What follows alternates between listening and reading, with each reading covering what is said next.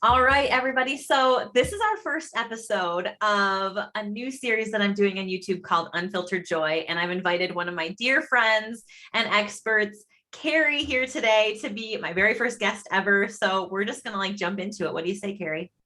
Heck yeah, babe. I love jumping in. Yeah. So to give our listeners just a little bit of preview, I'm going to just read, honestly, what I wrote down because the whole entire show is unfiltered.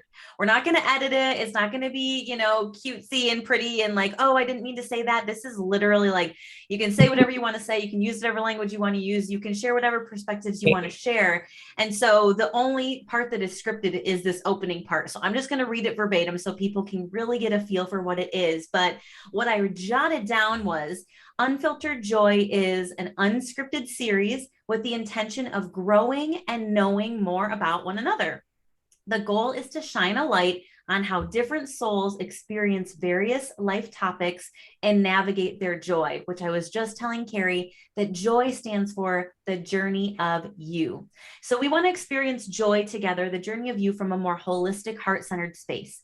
And my mission with Unfiltered Joy is to show how curious and compassionate conversation, which is why I've hand-selected the guests, how curious and compassionate conversation can invite incredible human connection, right? Incredible human connection. So Kari is my guest today. I'll make sure I jot a couple of her cute details in the notes below here on YouTube so you guys can find her. But welcome to Unfiltered Joy. Yes, I feel so honored that I'm your first. Oh my gosh. Well, if anybody's watching here, if you have ever listened to Cup of Joy, the podcast, which is my podcast series, which we're now switching over to more to this platform, we may kind of dabble in both, but Kari has been on numerous episodes of Cup of Joy, the podcast. And every time we jam, it's we actually talked for 30 minutes before we pressed record, and we made an agreement to all of you watching that we're never going to not press record again. Right away. That conversation, we were talking about life and human design and different things, it was just on fire. It was insane. And we were why didn't we record? Yeah, we just have just amazing, juicy conversations, and I love it. Me too. Well, I do have a quick, I'm going to call it Fast Five, and I'm going to do this with all of my guests, I think. We'll see how it goes, right? Unfiltered. But to kind of ease in and get listeners warmed up to a little bit of your essence, I have 5 questions that I just want you to answer the first thing that comes to your heart today, knowing that you and I know that you might answer these questions in the future and they'll be completely different because you're going to be a completely different person every single day of your journey, right? So instead of saying to everybody hey, tell us what you do, that's a sweet question, but instead of what you do, finish this sentence, if you will. Okay. My soul came here to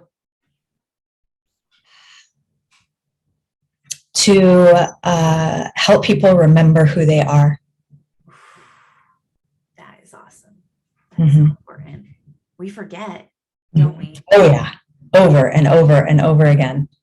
Yeah. We were talking about this a little bit. We're not even going to get through the 5 because we're going to go on tangents here. But we were talking about this a little bit in that it's when you're trying to do something new, a new job, a new relationship, a new anything, or just honestly anything in everyday life, shit pops up. Mm-hmm. Yeah. And the shit that pops up is things that we believe, the stories that we tell ourselves that we believe, it's just in the way. I can't go any further. I'm too scared. Now fear's in the way. Now comparison's in the way. Now judgment's in the way. Everything just gets in the way. And so it's so important because we forget who we actually are and what we came here to do. So to know that your soul came here to help people remember that, that's really freaking powerful.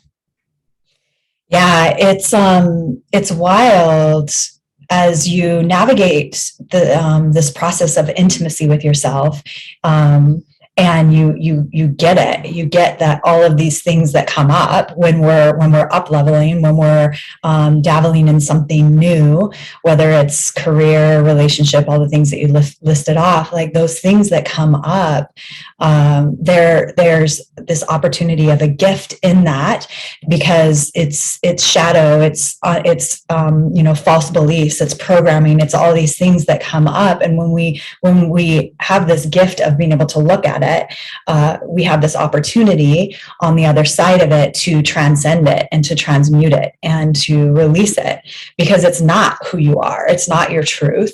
And so all it's doing is saying, hey, this is here. Like this is here, but that just because it's here doesn't mean it's who you are.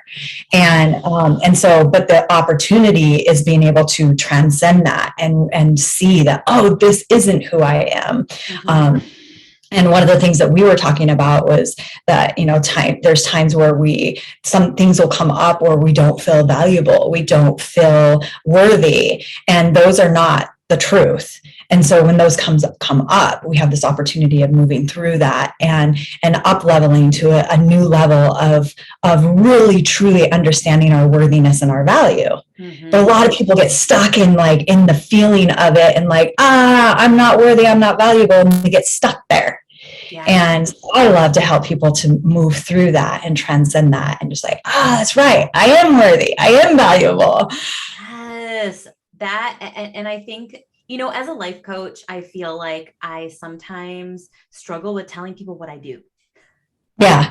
Yeah. What do you do? Wait, what do you do again? And there's the societal conditioning of, oh, this is what this is. This is what a teacher is. This is what a doctor is. This is what this is. This is what a coach is. Yeah. And I think that really, truly, it is helping people remember who they are. Remember the truth. Remember the truth. And one thing that I go back to a lot, I don't know about you, but I found after I've learned more about myself and I've allowed myself to be in my body, is I truly, truly believe the teaching that our bodies are always communicating to us. Yes. And if we can just take the perspective when we literally physically and emotionally feel, because I think emotion is actually tied to the physical. Oh yeah. I believe. Oh yeah. When I go, oh my gosh, okay, I feel tight in here and I feel sad, or I feel angry, or I feel overwhelmed, right? Overwhelm and stress is the number one thing I think plaguing society right now, stripping people of their joy. Right? Yes. Yeah. But if I can literally just go hold on, my breath feels like it's gone. If we can just name the physical ailment, or just go, hold on, what's my body trying to tell me right now? Yeah. What is it? Oh, I have a headache. Okay. My body's maybe trying to tell me I need a rest. Maybe my headache is my body trying to say my brain needs a break. I mean, what if it's as simple as that? And we actually listen, oh, my brain needs a break. Oh, yeah. I need to lay here and take 10 deep breaths because this anxiety is literally taking my breath away. But we instead make all these stories of oh, well, it's because I didn't do this and I didn't do that and I didn't do this. And then it just escalates these feelings of stress and anxiety and chaos and confusion. And we wonder why we're struggling. We wonder why we've forgotten who we are.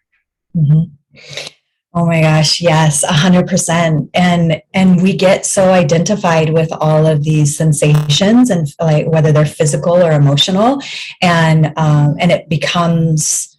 we become so attached to them, and we make so much meaning to it.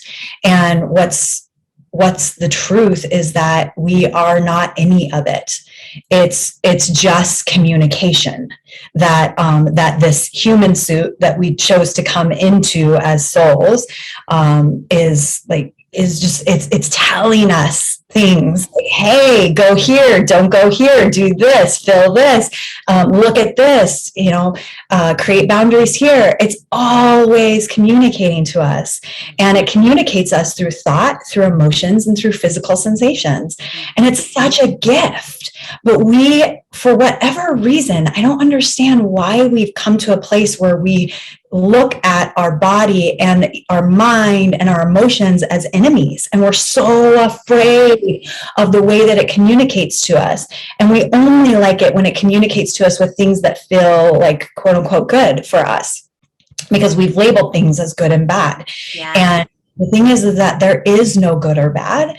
Everything is beautiful. Everything is divine. All of it, all the ranges of sensations, physical or emotional, are all good, because one would not exist without the other. Our pain would not exist without the pleasure. And so if we love our pleasure, it would not exist without the pain. So there is equality and divineness to all of it.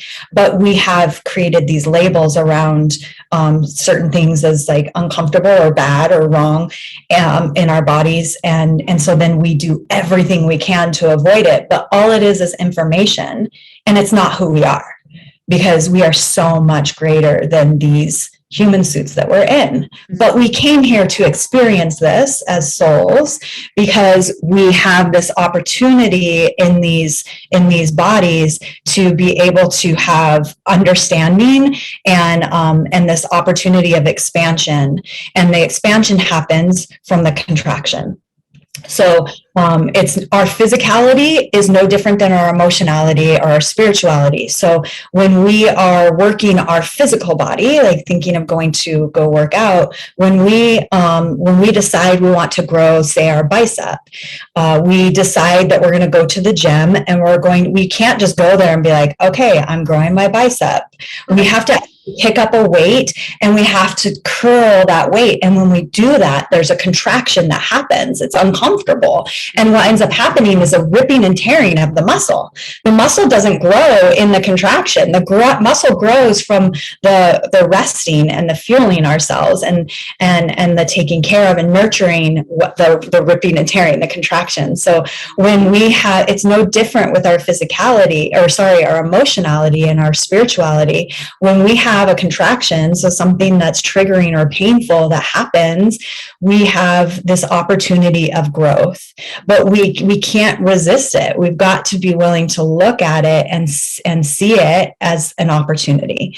And when we do that, then we have the growth and expansion, and it's delicious for our souls. We love it. We love it. But we get so identified with all of the like triggers and pain that we miss it a lot of the times. And that's like, it's sad. It's sad because we have this gift, but we're constantly trying to numb it and avoid, like, the thing that feels uncomfortable.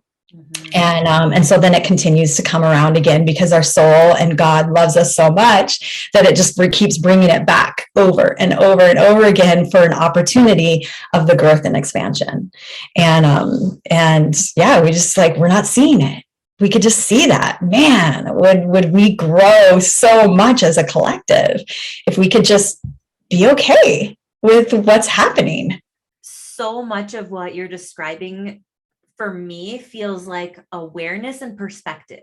Mm-hmm. Like, I have worked so hard over the past 8 years on perspective in my life. Like, the vantage point, which glasses am I going to put on to view this from? What version of me? What is this going to come from? My brain that's just like rapidly firing a million things at once, or is this going to come from my heart space, like perspective? And then this awareness of, what am I choosing to see here? I really think it's like this choice of what I'm choosing to allow in and what I'm choosing to see. I saw this quote that I loved yesterday, and what did it say? It said, be deliberate about delight. Be deliberate about delight. And I know you're a big one on pleasure, giving yourself pleasure. And I'm a huge one on just like allowing yourself to experience way more delight, way more joy. And I think a lot of times the low hanging fruit, if you want to call it that, is like the struggle. It's like, it's easier for me to just point out everything that's wrong, or when things aren't working, or what crap feels like in my body, because we experience a lot of crap. But if we choose to go like, I'm going to get deliberate about how life is delighting me. Yeah. Deliberate, like intention is so important.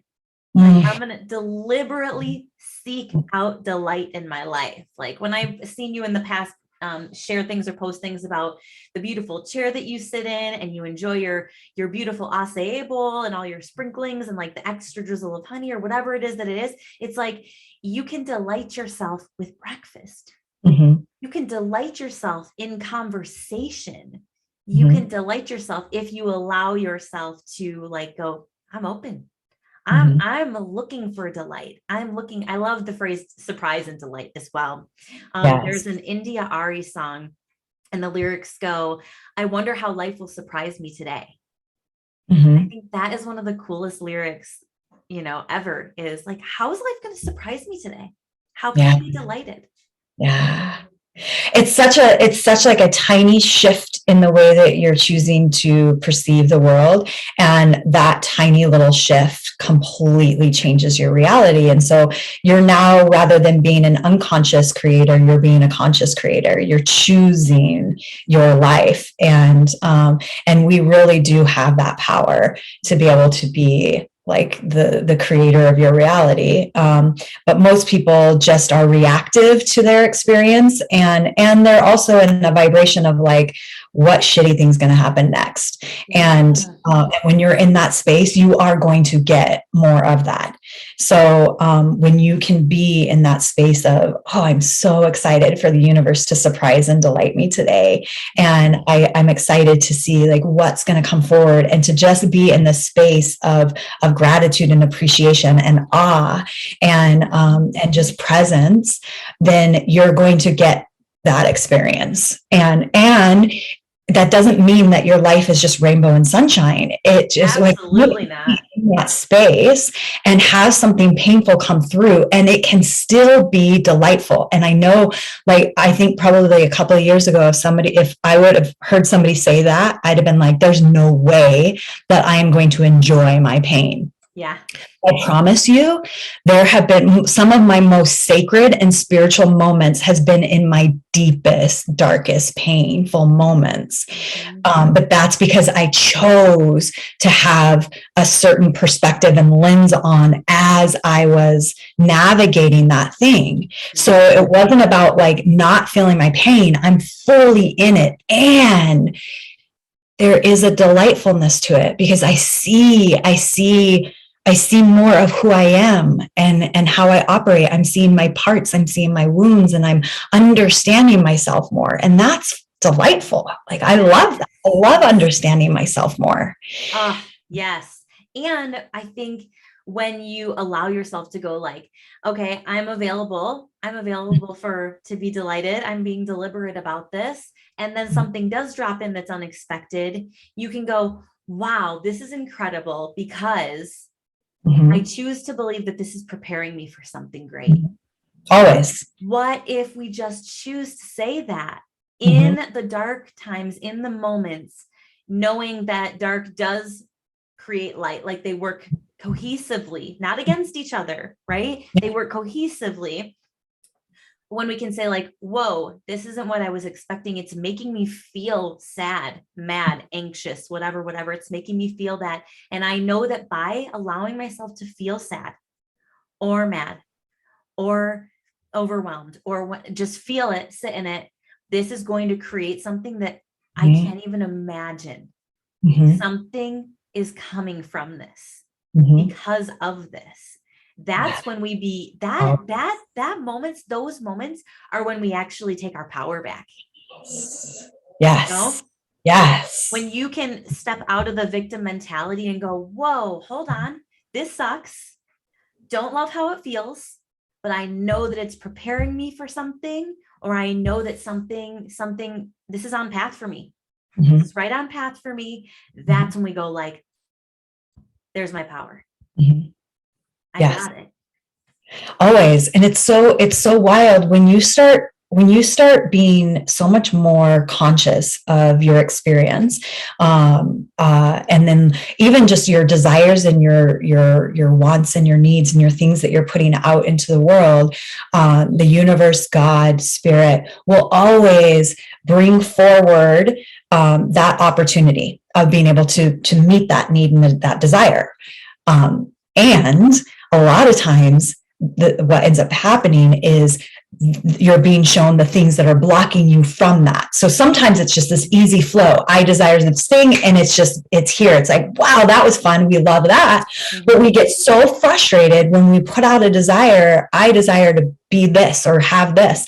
And then all these things come in that just feel really negative. Mm-hmm. And we're like, what the, like, I want this thing. And now like, this is making it worse. And then actually I feel like I'm further away, but you're not. You're being shown these are the things that are blocking you. These are the beliefs. These are the like whatever.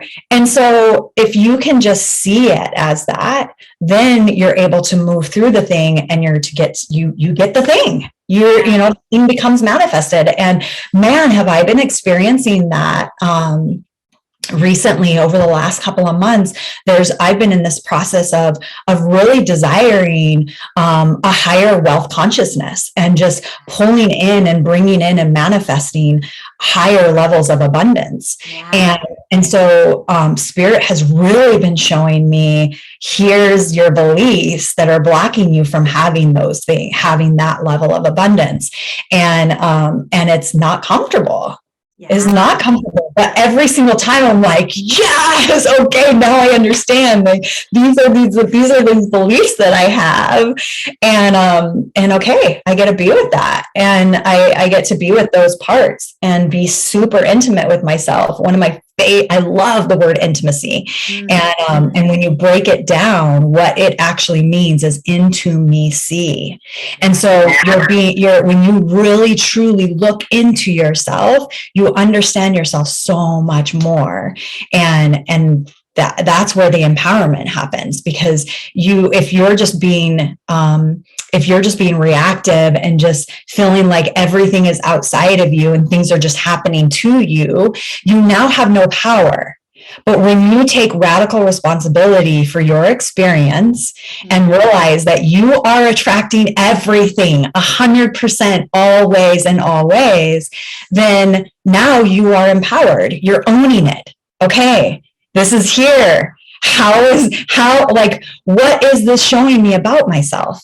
And when we can look at it and then not take it so personal, because it's just a thing. It's just an experience that's happening, and you can change it always. I think another part of that, the victim side of things, instead of seeing it the way that you're describing, is going like, why me? Or why not me? So that urgency of going, hey, I said I wanted this thing. I'm showing up. I'm doing all the things. I'm a good person. We have this list of things that we think need to happen. And then we're like, hello, is anybody there? Is anybody listening? But really what we need to realize is you're being so supported. Mm-hmm. Why you? Because you're meant to experience this so that you can do something else. Or why not you? Like this happened to me recently where I created something and it was like, well, nobody wanted it. Nobody wanted it. You know what? And so it's either a no for now. I think we need to remember this. It's a no for now. And if your intuition, if your gut, if your heart and your soul says, but I know that this is something that is needed, you follow it.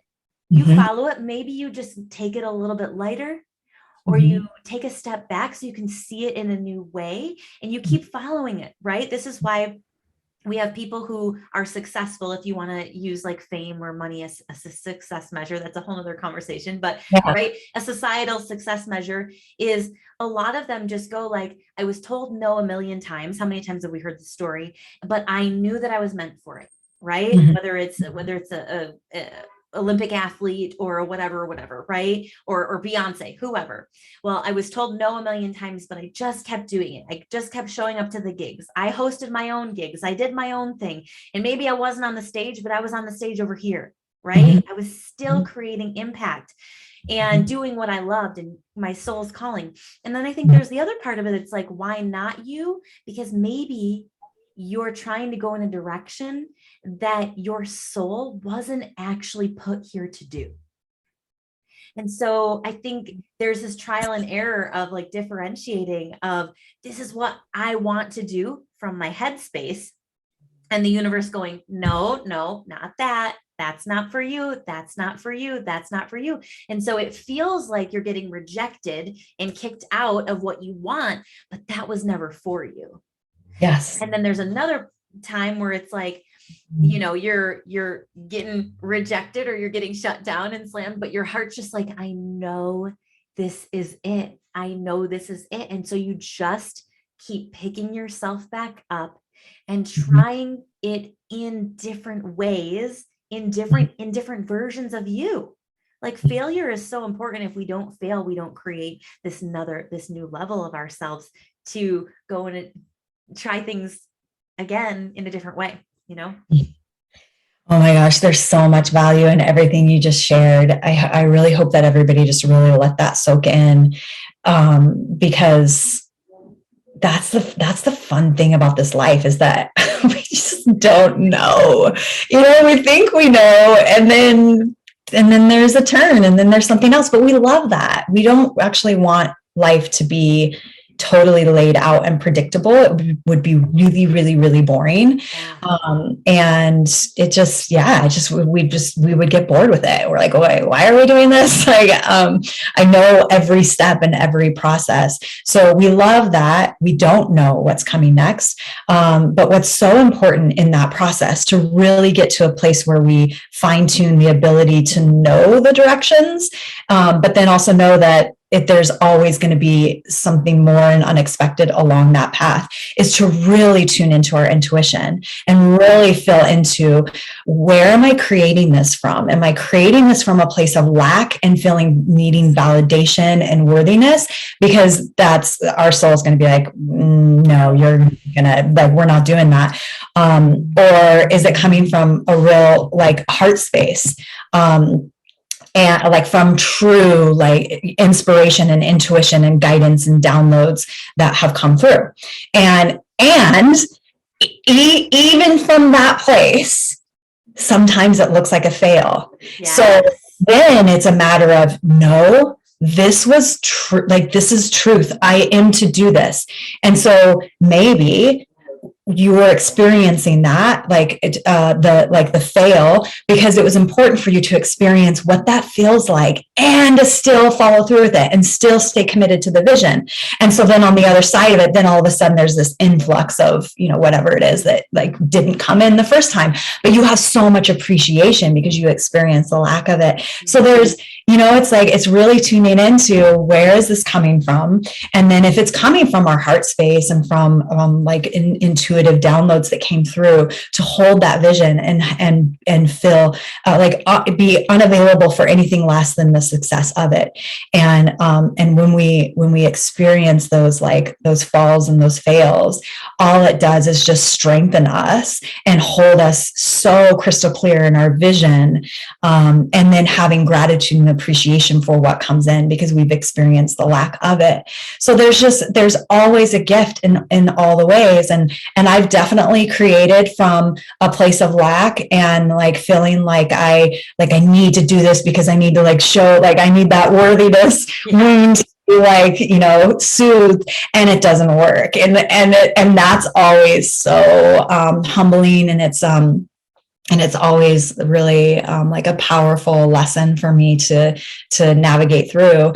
And then I've also had things where I'm like, it's like, I have to do this. I can't not do it. I can just feel my whole soul just yearning to like put this out here for people. And then in those cases, what's so important is to be unattached to like how many people show up or whatever, because I also believe that who comes into your life, or whatever comes into your life when you feel inspired to do a thing, it's it's divine, the amount, whether it's, a large amount or it's, one person or a small amount. I'm thinking because we're both coaches. So, I'm using the example of, bringing in people into sessions or group programs, but it can literally be for anything in your life. You don't have to be a coach to apply this message. Literally anything that you're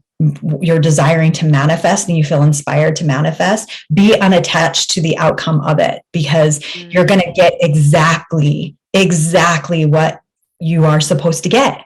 Yeah. I think the expectations part of it is where we get tripped up and where our brains tell us like, you're not doing a good enough job. And that can be even as simple as hosting a holiday party, hosting a birthday party. Okay. I'm hosting my best friend's 40th birthday party. And all of a sudden my brain goes, okay, anything I've ever seen on Instagram or social media or Facebook is like, I need to have the balloons that say 40. We need to all be holding confetti. That's her favorite color. And then when she comes in, we're all going to jump out, like we build this picture of what this experience, with this life experience is supposed to look like. I mean, how many freaking baby reveals are there now where it's just like, if I don't do the baby reveal like this, I must have failed as a parent before I'm even a parent. And it's like, holy smokes, what just happened to being like, hey, we're parents, here's the little thing. But it's like, we've grown into these machines of, I have to do it bigger. I have to do it better. It's why moms feel like shit when they, buy the boxed cookies instead of the baked cookies for the Christmas party. And they shouldn't at all. There's zero expectation other than to do and follow what feels good for you. What feels good for you. And if you are a boxed cookie mom and you spend hours trying to bake those cookies, I promise you, it's not going to be worth it, because you're going to feel like crap. You're going to feel totally exhausted because you were supposed to buy the box cookies because that feels good for you, right? It can be as simple as that. And I think, so there's expectations. But I also think there's this beautiful thing. You were talking about resistance earlier and how that resistance, physical resistance with the weight, really creates our growth and expansion, and the rebuilding of all the things. But I think that the resistance, or even call it roadblocks at times, sometimes I really believe that they're there to go, Kari, do you really want this? Yeah. Are you ready? Are you ready for this? Because I want to make sure that your soul is so grounded and prepared for this. And I really believe that, like, one girl that I listen to, she says, like, ready is a lie, right? Because we always tell ourselves, like, I'm not ready. But I do think that our energy needs to be at a space where we are ready to take it on. And I know when I was first coaching, it was like, I wanted to have like 20 clients, right? Like, okay, I just graduated. I'm super stoked. I'm ready to go. I want to have like 20 clients, and that's going to make me a good coach. Right. And I had one client and I was like, man, I must not be a good coach. And I tell you what, now looking back, my physical, emotional, and spiritual and energetic being was not ready for 20 people. It is now. But it wasn't then. It was ready for the one. Yes. Oh my gosh, so good. We have to, we just have to accept the resistance and the roadblocks there to prepare us for everything that this life has to offer, or to redirect us to something that is meant for us. We got off on the wrong highway and we're still in the same car and we're still in the driver's seat. We were just meant to get off the next highway. That's all. One of my favorite thing, and I used to like think of it as a negative thing about myself, and now I see it as one of my gifts. I call myself a stove toucher. The analogy is, when your parents tell you when you're a little kid, don't touch the stove, it's hot. And I'm the kid that's like, I think I'm going to touch it because I don't know. Like, I want to find out, what does hot actually feel like? Maybe I like what that feels like. Yeah. And, so I like to touch all the things. I like to experience the things. And so that, because that is part of who I am, there are going to be lots of redirection. So I'll think that I want to do a thing and it sounds really awesome. And I'm like, yes, this is my dharma. This is my passion. This is my purpose. And I go down that road, and then it's like, some blocks come in, and there isn't like this full on full body, hell yes, I'm going to navigate through these blocks. It's like, yeah, never mind. Actually, I don't really want to do this. And so then it'll redirect me a different way. And then when I know that it's something that is 100% hell yes, is because the blocks come in and I'm like, let's go, let's do it. And I loved what you were sharing, that, when you first started, I was the same way. I was like 20 clients done, happening. And there's just no way that my system was capable to be able to hold that and navigate through that. And the thing that I was thinking about was, when you use the example of mothers and the cookies and whatever, same thing with motherhood. If we decided I want to have 20 babies and you just had all 20 babies all at once, there's no way you would be able to. I mean, maybe, but you probably wouldn't be that great of a mother just trying to go from 0 to 20. So there's such a beautifulness to the titration of what we are able to hold. And I'm thankful for that, because it would be an overload for our system with the things that we think we are ready for, and really we're not. And there is like a process of being able to expand our capacity to be able to do and hold those things. And that it's not about you're not worthy or you're not good enough. It's just that there's a process to being able to hold all of that and to be able to do that and to be able to show up to that level. And that's good. It's awesome. So can you be okay with the titration and the slowness of getting to the thing? Yeah. It's interesting. I kind of a different topic here, but something similar. I was talking to a friend yesterday and we were discussing kind of like childhood wounds, specifically in our teenage years. So going from elementary school to middle school and high school. Mm-hmm. Why those years feel so intense and awkward and somewhat of a heartbreak. Because if you think about it, it's really what we were talking about is it's really the first time that your soul starts to get vulnerable.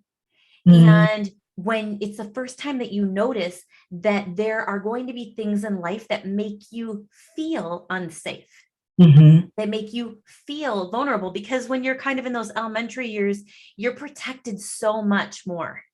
But then you move into this teenage years and it's just like, oh, you're not as protected. People are starting to project things onto you.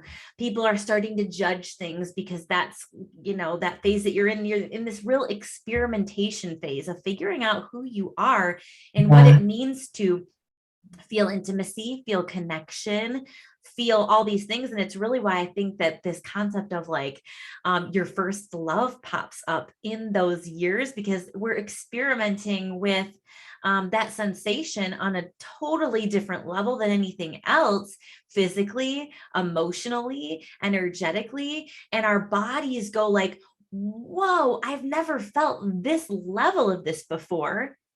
And then when our first boyfriend or girlfriend or partner breaks up with us, or relationship, or even friend, a best friend, somebody that you've named something, you've named someone something, they mean something different to you, right?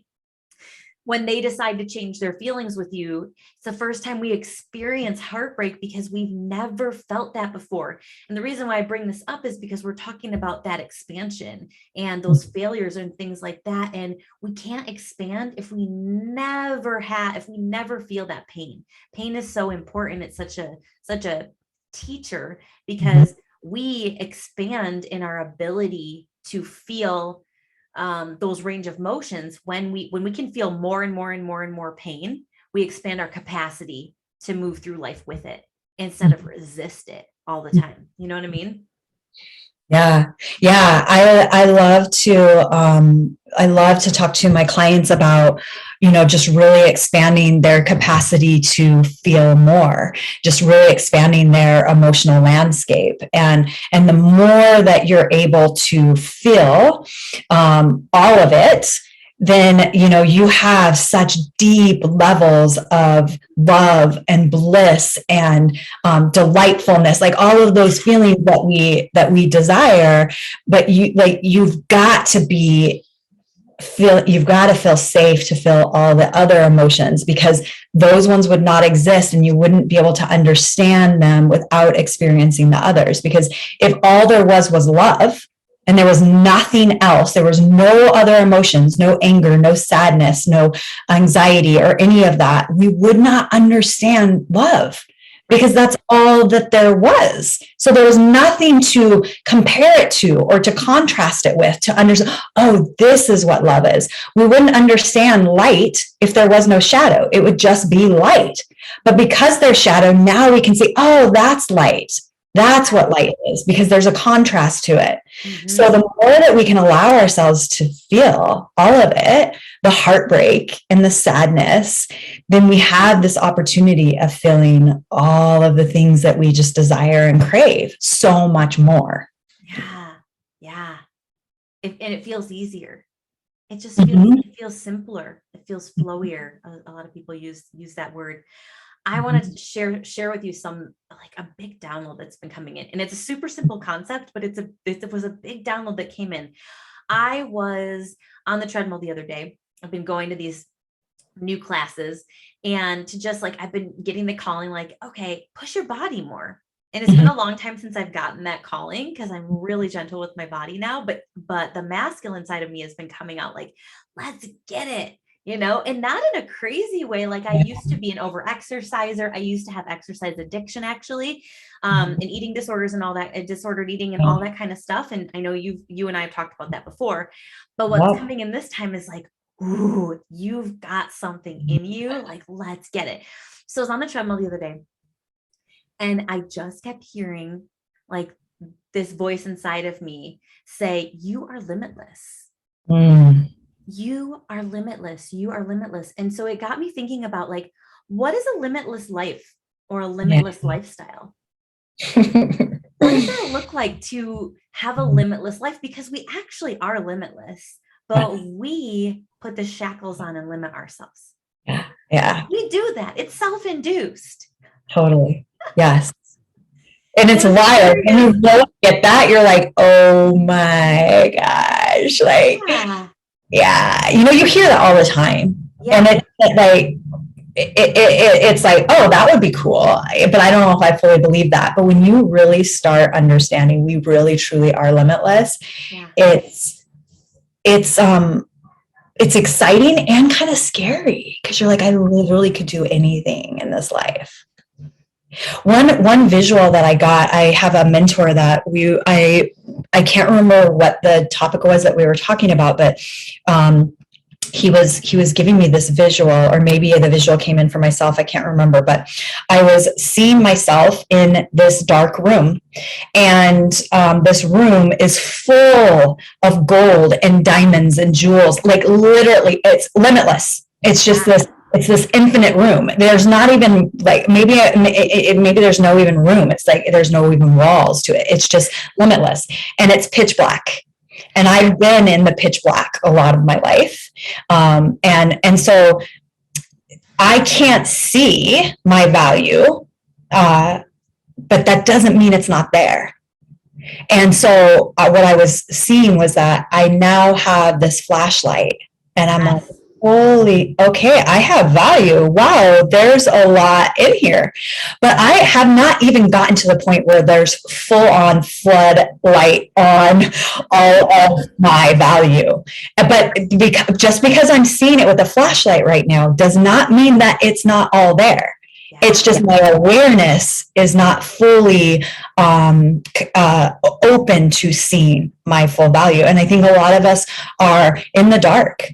A lot of people just do not have any idea what their value is. And I'm not special. We all are in this room. We all have our room of limitless jewels and abundance there for us. So when we start turning on that light and start being aware of our value, it's wild, because then all of a sudden it just gets brighter and brighter and brighter in the room. We're like, it doesn't end. It doesn't end. Oh my gosh, I have so much value. Mm-hmm. That's what's really cool when you can get to that place. Absolutely. I think that for me, like living that limitless life is realizing that I try to put a lot of stipulations on it, regulations, stipulations, whatever you want to call them, where it's like, well, but first, before I can live limitlessly, I need, and we have to be careful here because we say I need, but really it is I want. Yeah. You have everything that you need. Yeah. What would that be? What would be an example of that, of limitless? Or yeah. Well, just like that, for you to be able to live limitless, you would need. Yeah. So let's say, for me to live limitlessly, I think money is a big one for people, right? So like for me to live limitlessly, I would need an endless amount of money. I would need it. But the reality is that's not true. I would want it. Maybe I would. I mean, because what would that create? It will create a false sense of safety, a false sense of security, a false sense of our core needs is essentially what it boils down to. A false sense of significance. Like, I need it. But really, no, you don't need that. You have everything that you need right here.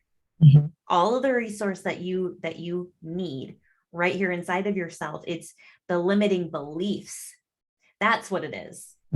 It's the two dualities of limit. Like there's limitless and then there's limiting beliefs. Yeah. If you can choose to reconfigure or rewire the limiting beliefs or just bust them out.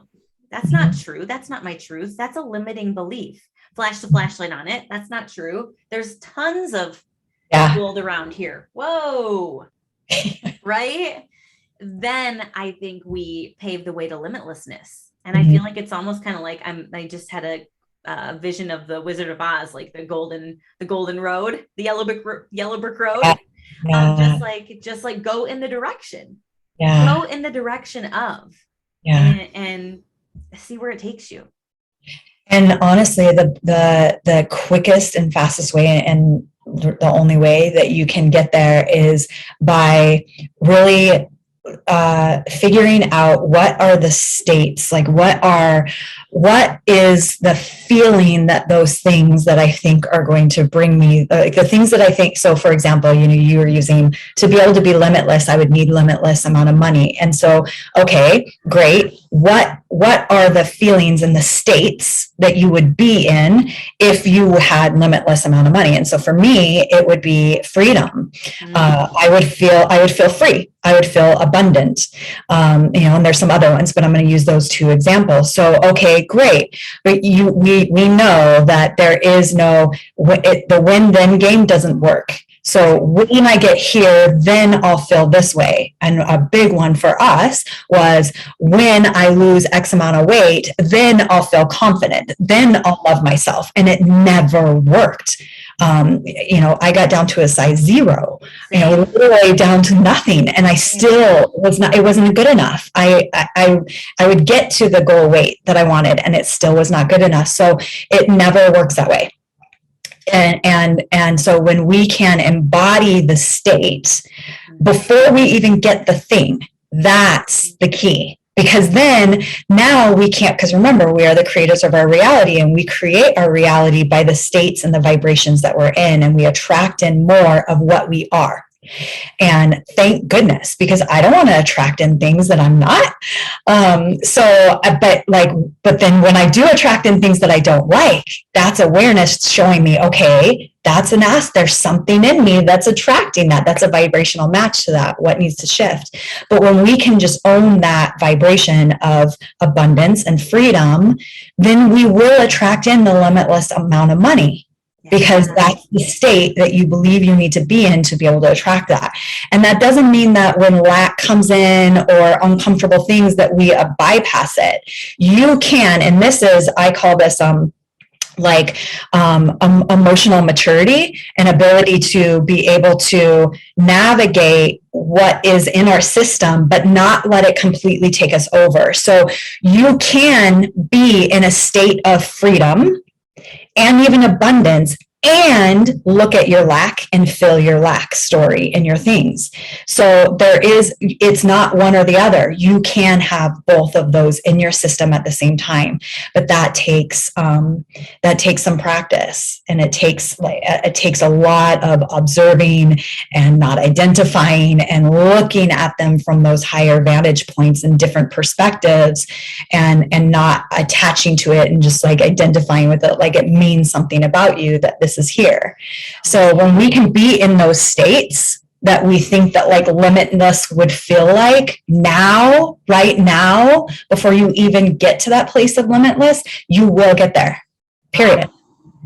That is so good. And I feel like that's a great space for us to end on, because what I want to do at the end of every session and every Unfiltered Joy segment is give our audience something that they can, a call to action, like something that they can really sit with. And so one of the things that I think is that we can invite them to first journal on what is your limitless life. Yeah. Write down what your limitless life looks like. And then I want you to bring Kari's perspective in, and I want you to write down what that life feels like. What vibration does that feel like?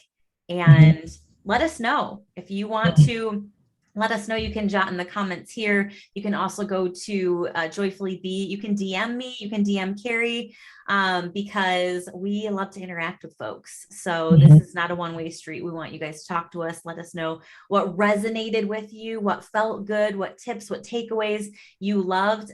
This hopefully won't be the last time Kari is on here, because I have like 50 other things that I wanted to chat about today.